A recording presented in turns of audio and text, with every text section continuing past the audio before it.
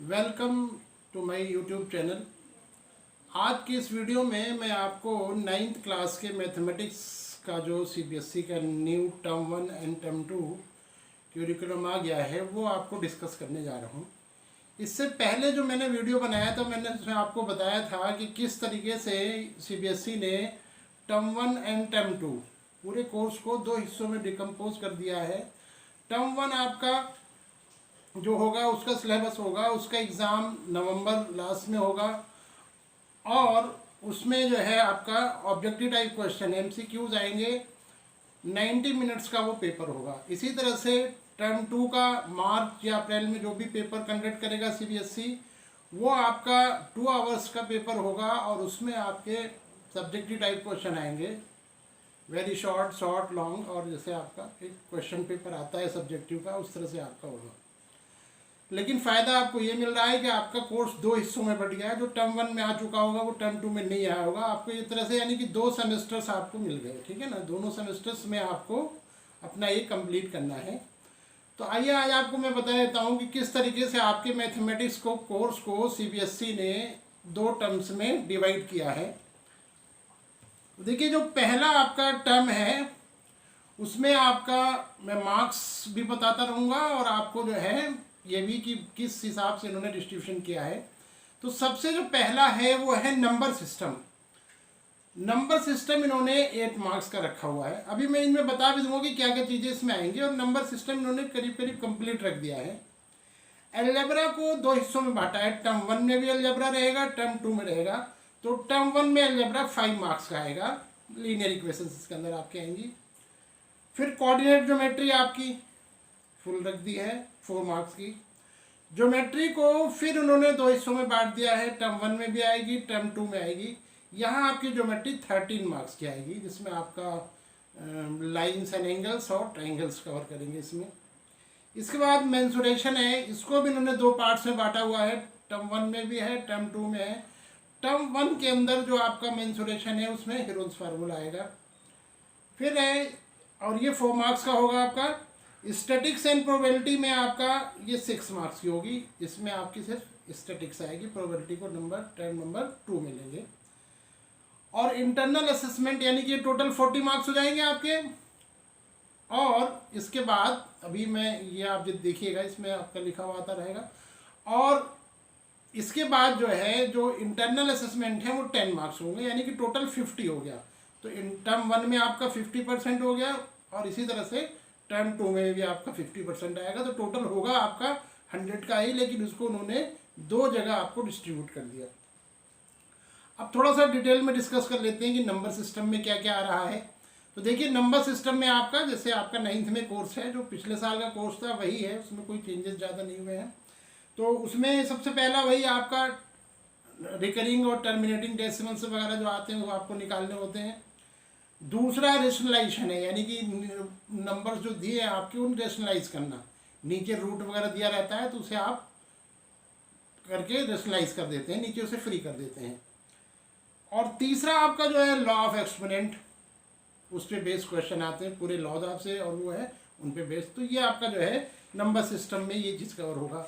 बाकी root 2, root 3 इसकी जो आपकी ज्योमेट्रिकल रिप्रेजेंटेशन होता है वो भी आपसे वो करवा सकते हैं।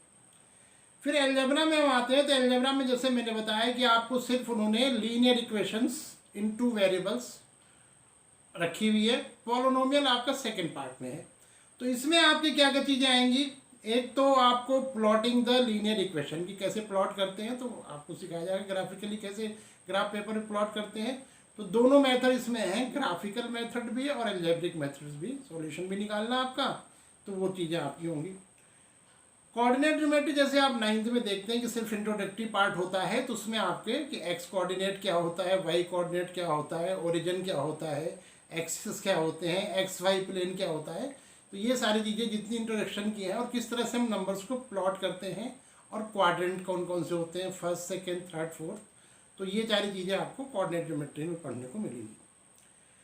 फिर जैसा मैंने बताया आपको कि ज्योमेट्री को उन्होंने दोनों में यानी कि फर्स्ट और सेकंड में रखा हुआ है। तो फर्स्ट पार्ट में आप लाइन्स एंड एंगल्स यानी कि उन पे बेस्ड थ्योरम जितनी थी और उन थ्योरम से बेस्ड क्वेश्चंस आएंगे।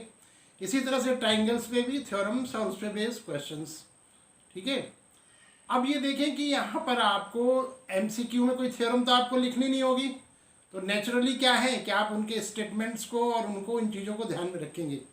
ये चीज़, एक चीज़ आपको अपनी जो पढ़ाई की रणनीति है वो चेंज करनी पड़ेगी, और जो टीचर्स हैं उन्हें भी ध्यान रखना पड़ेगा कि बच्चों को उस ट्रेंड से फेमिलियर कराएं। क्योंकि देखिए, OMR शीट मिलेगी आपको, कोई आंसर शीट नहीं मिलेगी आपको आंसर्स लिखने हैं। आपको तो क्वेश्चन 1 2 3 4 और हर एक के ABCD इस तरह से ऑप्शन होंगे, आपको सर्कल करना होगा। अगर आप OMR शीट से फेमिलियर नहीं है तो मुझे आप कमेंट सेक्शन में लिखिएगा, मैं आपको एक वीडियो बता दूंगा, बना के दिखा दूंगा कि किस तरह से OMR शीट को फिल करते हैं, और सारी डिटेल्स उसमें फिल की जाती हैं। क्योंकि जो बड़े क्लासों के बच्चे होते हैं उन्हें तो थोड़ा आइडिया है। अभी आप 9th क्लास में हैं, 10th में है, तो 9th में तो ना भी लें, लेकिन आपको 10th में तो इस चीज़ से फेमिलियर होना पड़ेगा। क्योंकि अभी 9th में उन्होंने क्लियर कट नहीं किया है कि क्या करेंगे हम, जैसे भी है, लेकिन 9 to 12th के लिए उन्होंने करीब करीब यही सेम सा रूल डाला हुआ है। इसके बाद ज्योमेट्री के बाद फिर मेंसुरेशन आता है। तो मेंसुरेशन को भी मैंने बताया कि आपको 2 पार्ट्स में उन्होंने डिस्ट्रीब्यूट कर दिया है। यहाँ पर आपका हीरोन्स फार्मूला है और उधर सरफेस एरिया और वॉल्यूम है।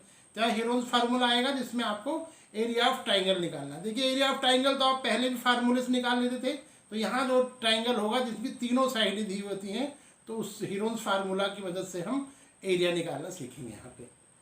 और फिर इसके बाद जैसे बताया कि स्टैटिक्स एंड प्रोबेबिलिटी में, तो यहाँ पर आपकी सिर्फ स्टैटिक्स रखी हुई है, जिसमें आपका tabular form, group ungroup data, bar graph, histogram, ये सारी चीज़ें हैं, तो ये आपकी आएंगी।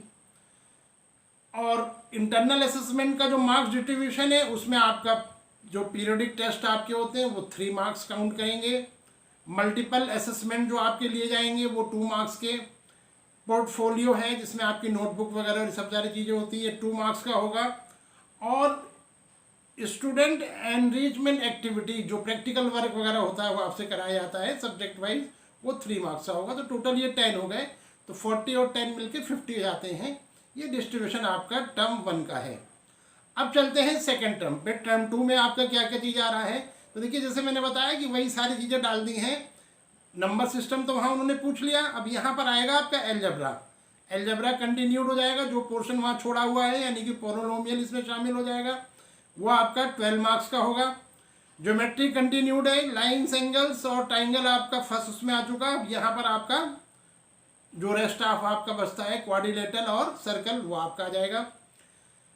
मेंसुरेशन में भी कंटिन्यूड है, यानी कि हीरोन्स फार्मूला आपका वहाँ पूछ लिया गया। अब यहाँ पर सरफेस एरिया एंड वॉल्यूम, जो जो आपकी 3D फिगर्स होती हैं, क्यूब है, क्यूबॉइड है, आपका स्फीयर है, हेमिस्फीयर है, फिर राइट सर्कुलर सिलेंडर और राइट सर्कुलर कोन, ये आपके, तो इनके जो है वॉल्यूम है, एरिया है, सरफेस एरिया है, लेटरल सरफेस एरिया है, कर्व सरफेस एरिया है, ये सारी चीज़ें आपसे पूछी जाएंगी।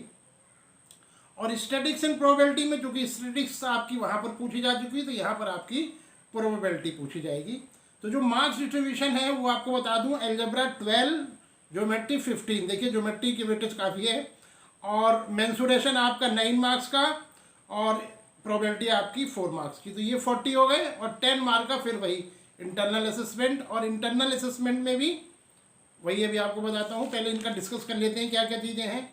अब देखिए जैसे एलजेब्रा में बताया कि आपका पॉलिनोमियल आएगा, तो पॉलिनोमियल चैप्टर आपको बहुत अच्छी तरह करना है, क्योंकि यहाँ पर डेफिनेशन ऑफ पॉलिनोमियल, फिर टर्म्स ऑफ पॉलिनोमियल क्या होती हैं, कि भाई मोनोनोमियल क्या होता है, बाइनोमियल क्या होता है, ट्राइनोमियल क्या होता है, डिग्री ऑफ ए पॉलिनोमियल, फिर linear, quadratic and cubic polynomials क्या होते हैं, फैक्टर्स एंड मल्टीपल्स क्या होता है, फिर फैक्टर थ्योरम क्या होती है, फिर हम फैक्टर्स करके कैसे जीरोज निकालेंगे ना, जीरोज का मतलब वैल्यू जो आपकी वेरिएबल की होती है।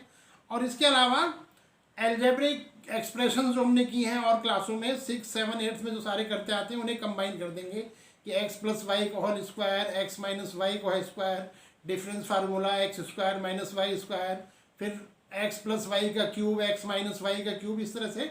तो ये 7-8 फार्मूले हैं, इनके थ्रू आपको क्वेश्चंस करने हैं।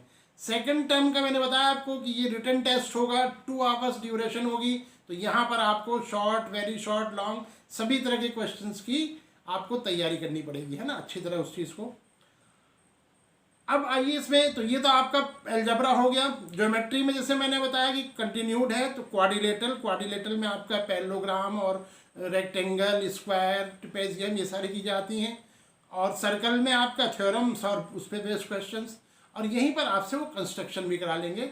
तो कंस्ट्रक्शन में ज़्यादा कोर्स नहीं होता है आपका, सिर्फ एक तो बाइसेक्ट कराते हैं एक लाइन को, लाइन का परपेंडिकुलर बाइसेक्टर या दो मेथड से कराते हैं, और एक आपका एंगल का बाइसेक्टर, एक एंगल को दो हिस्सों में डिवाइड करा लेना, 30, 60, 45, 90 इस तरह के एंगल्स का, बहुत ईजी होता है आपका। मेंसुरेशन में आपको थोड़ी सी मेहनत करेगी क्योंकि उसमें फार्मूलाज बहुत हैं, तो इसे आप अच्छी तरह करेंगे। इसमें मैंने बता दिया cube, cuboid, sphere, hemisphere, cylinder और कोन। तो इसमें एरिया भी निकालना है, वॉल्यूम भी निकालना है। फिर एरिया में आपको पता है कि surface area, total surface area, lateral curve surface area सारे होते हैं, तो ये आपको सारे जो है अच्छी तरह करने होंगे, उसमें फार्मूले होते हैं।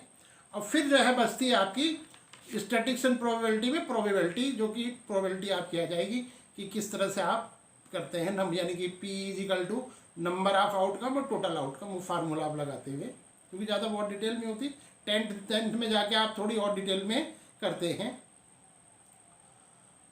अब इसके बाद हम आते हैं जो आपका है कि पीरियडिक असेसमेंट पे, तो वो बिल्कुल सेम है जैसे आपका फर्स्ट टर्म का था कि periodic test 3 marks, multiple assessment 2 marks, portfolio 2 marks, subject engagement 3 marks, तो टोटल आपका 10 हो जाएगा। तो ये इस तरह से आपका टर्म 1 और टर्म 2 में दोनों डिवाइड कर दिया गया है। ये आपका 2 आवर्स का होगा। मार्किंग स्कीम वही है कि 50 का पेपर ये भी होगा, 50 का वो भी होगा। लेकिन यहाँ एक बात ध्यान रखने की है, जो शुरू में मैंने आपको पहले वीडियो में बताया था कि वेटेज उस वाले टर्म की ज़्यादा बढ़ जाएगी जो आपका ऑफलाइन, यानी कि जो स्कूल में कंडक्ट कराया जाएगा। जो पेपर आप ऑनलाइन घर बैठ के देंगे उसकी वेटेज CBSE अपने आप कम कर देगा। इस तरह को मानती हूँ कि अगर मान लीजिए फर्स्ट आप ऑफलाइन स्कूल आके देते हैं और किसी वजह से पेंडेमिक है, कोविड की कोई लहर है, और सेकंड आप घर से बैठ के देते हैं, तो वही चीज़ें हैं। और इंटरनल असेसमेंट पे आपको बहुत ध्यान रखना है, क्योंकि जैसा इस बार भी आपने 10th और 12th में देखा है, उनको जो है बहुत अच्छी तरह वो जो है आपको देने हैं, जिससे उनमें भी आपके अच्छे मार्क्स आएँ। तो ये रहा आपको। अगर मेरा वीडियो आपको अच्छा लगा हो तो आप इसे सब्सक्राइब कर लीजिए, क्योंकि फ्यूचर में जो भी वीडियोस मैं बना के डालूँ आप तक पहुंच जाएगी। बेल को जो है आप दे दें, जिससे जो भी नोटिफिकेशन होगी फट पहुंचेगी आपके पास। ऑल पे करें, उसमें क्लियर शेयर कर लें, लाइक कर लें, और ज़्यादा बच्चों तक अपने ये वीडियोज़ आप पहुँचाएँगे तो वो ज़्यादातर लोग बेनिफिटेड हो जाएंगे। और किसी भी टॉपिक पे कुछ भी आपको दिक्कत होती है आप कमेंट सेक्शन में आप मुझे लिख देंगे, तो फ़ौरन ही जो है थोड़े दिन में मैं आपको वीडियो बना के डाल दूँगा। Thank you.